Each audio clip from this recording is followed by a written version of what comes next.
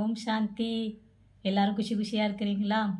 இன்றைக்கி நம்ம என்னது பார்க்க போகிறோன்னா, பாபா வந்து முரளியில் அழக்கூடாதுன்னு சொல்லியிருக்காரு. அதை பற்றி இன்றைக்கி நம்ம பார்ப்போமா? ஒரு சின்ன கதை பார்த்துட்டு பார்ப்போமா? சரி.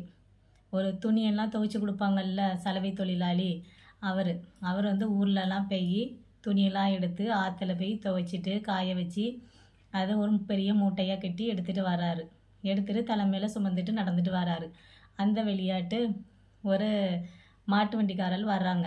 அவங்க இவங்க நடந்து வர்றதை பார்த்துட்டு பாவம்னு சொல்லி வண்டியில் ஏற்றிக்கிறாரு. வாங்க வண்டியில் ஏறுங்க அப்படின்னு. அவரும் சரின்னு சொல்லி வண்டியில் ஏறிக்கிறாரு. ஏறினவர் மூட்டையை கீழே இறக்காமல் தலையில் சுமந்துக்கிட்டே உட்காந்துருக்கிறாரு.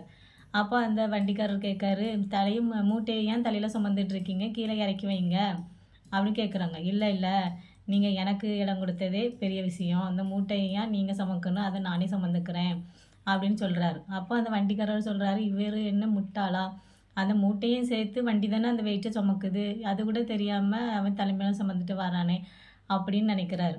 அதே மாதிரி தான் நம்ம ராஜயோகிகளும் இருக்கிறாங்க. இங்கே வண்டிக்காரராக வர்றது பாபா படகோட்டியாக வர்றாரு. படகோட்டியாக வந்து நம்மளோட வாழ்க்கை படகை கரை சேர்க்கறதுக்கு வர்றாரு. பாபா சொல்கிறாங்க, உங்களுடைய பிரச்சனை எதுவாக இருந்தாலும் என்கிட்ட கொடுத்துருங்க, நீங்கள் ரிலாக்ஸாக என்னை மட்டும் நினைவு செஞ்சுட்டு இருங்கன்னு பாபா சொல்கிறாங்க. ஆனால் நம்ம படகுல ஏறிடும், வாழ்க்கை படகை கரை சேர்க்கறதுக்கு ஏறிடும். ஆனால் பிரச்சனை எல்லாத்தையும் பாப்பாட்ட கொடுத்துட்டு நம்ம அமைதியாக இருக்கோமான்னா எல்லாரும் அப்படி இருக்கிறது கிடையாது. நம்மளே கொடுக்குற மாதிரி கொடுக்குறோம்.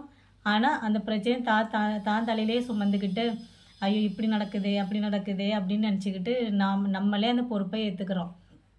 ஆனால் பாபா சொல்கிறாரு, இடியாப்ப சிக்கலாக இருந்தால் கூட அந்த பிரச்சனையை வெண்ணெயில் முடி விழுந்தால் எப்படி ஈஸியாக எடுக்க முடியுமோ அப்படி நான் உங்களுக்கு எடுத்து தரேன்.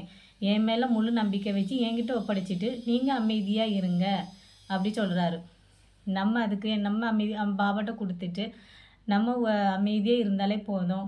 எவ்வளோ பெரிய பிரச்சனையாக இருந்தால் கூட பாபா நம்மளை அந்த பிரச்சனையிலேருந்து ஈஸியாக வெளியெடுத்துருவார். இதுக்கு நம்ம அமைதியாக இருக்கணும்னா 3 விஷயத்த ஞாபகம் வச்சுக்கிட்டா போதும். ஒன்று, நான் ஒரு ஆத்மா, இன்னொன்று நம்ம தந்தை பரமாத்மா, இன்னொன்று நாடகம், இந்த சிருஷ்டியின் நாடகத்தை பற்றி. இந்த 3 விஷயமும் நம்ம புத்தியில் எப்பவும் இருந்துச்சுனாலே நம்ம எப்பவும் ஆடாத அசையாத நிலையில் இருக்க முடியும்.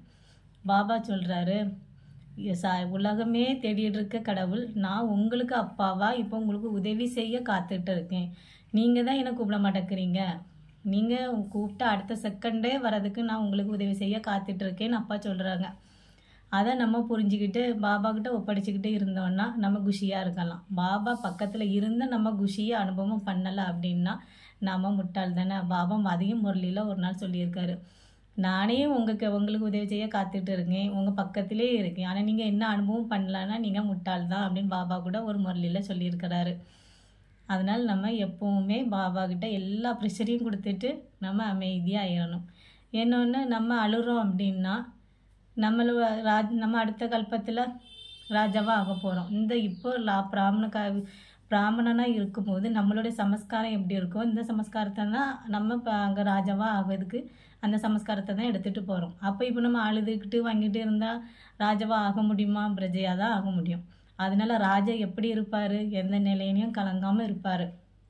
அந்த சமஸ்காரத்தை நம்ம இப்போவே கொண்டுட்டு வரணும். நம்ம ராஜாவாக போகிறோம்னு நினச்சிட்டு எந்த ஒரு பிரச்சனையாக இருந்தாலும் கலங்காமல் தைரியமாக பாபாட்ட கொடுத்துட்டு ஆனந்தமாக மலர்ந்த முகமாக பாபா நினைவில் இருந்தாலே போதும்.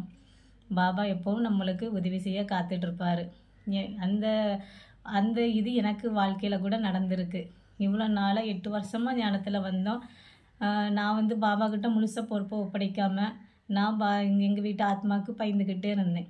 அப்புறம் இப்போ கொஞ்ச நாளாக பாபாட்டே எல்லாத்தையும் ஒப்படைச்சிட்டு அமிர்த வேலையில் நான் யோகா பண்ணிக்கிட்டு இருந்தேன், அந்த ஆத்மா மாறணும் அப்படின்னு.